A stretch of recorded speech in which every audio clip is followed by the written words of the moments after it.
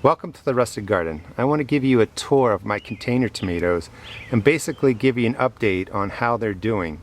Today's June 4th. I think it was May 3rd. We had a 100-year frost come in. It broke a record for the coldest day in May, and it damaged a lot of my tomatoes. And I have a video of that. I'll probably cut some of that in just so you can see what these tomatoes have gone. And then that moisture and plastic would sit on the leaf and it froze. This one did okay, and this one is the one who got the most damaged. And this guy has been in a couple videos and he was doing great. And what I did wrong with this one is I didn't actually put in a stick. I had a stick in most of them that would come up to here, and the plastic bag would sit on it and sort of make a teepee. The plastic bag actually sat right on here, and you can see all the damage. The growing tip is probably not killed off.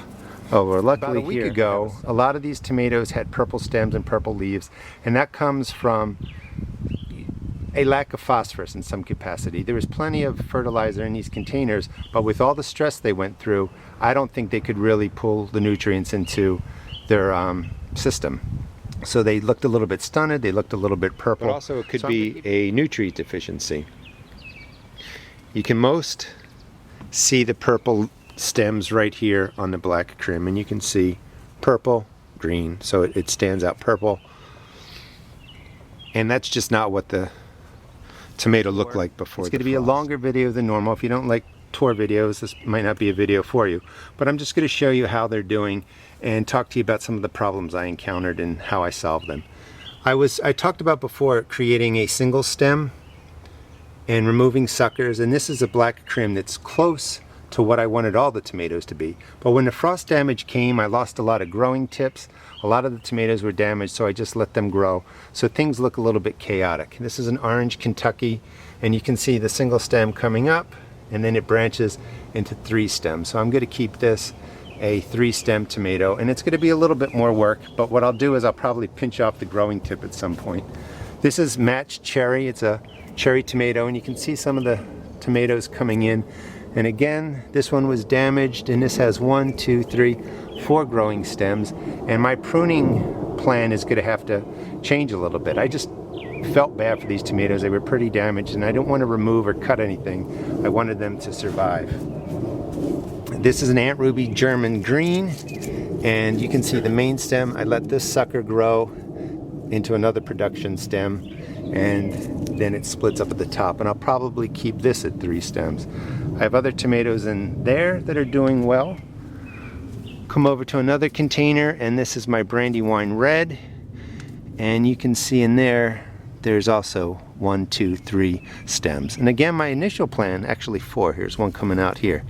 Actually, and my initial plan was to keep these at 1 or 2 stems, but again, with the frost damage, I was a little less apt to go and trim it. This is a black trim, and I don't know if you can see from this video, but it's a little more purpley than the rest of the tomatoes. And this is one of the tomatoes that was really affected by all the stress. And basically what happened to these tomatoes was they got hit by a frost. This one lost its growing tip. It now has 1, 2, 3, 4 production stems, and you can see, you know, how twisted it was. But I think it's going to survive. But with the stress of the frost, and then we had a couple weeks of up and down warm and cold weather. Last week we had 4 days of 90-degree temperature. It really stressed these plants out. The way I dealt with the purple stems was to give them a drink of half-strength liquid fertilizer just about every day. Not a lot, maybe a cupful, but I just wanted to keep the fertilizer on their leaves. I did sprinkle it from the top down with a watering can, and just gave them more than they might actually need. Now that they look green, I'll go back to my regular feedings about every 2 weeks.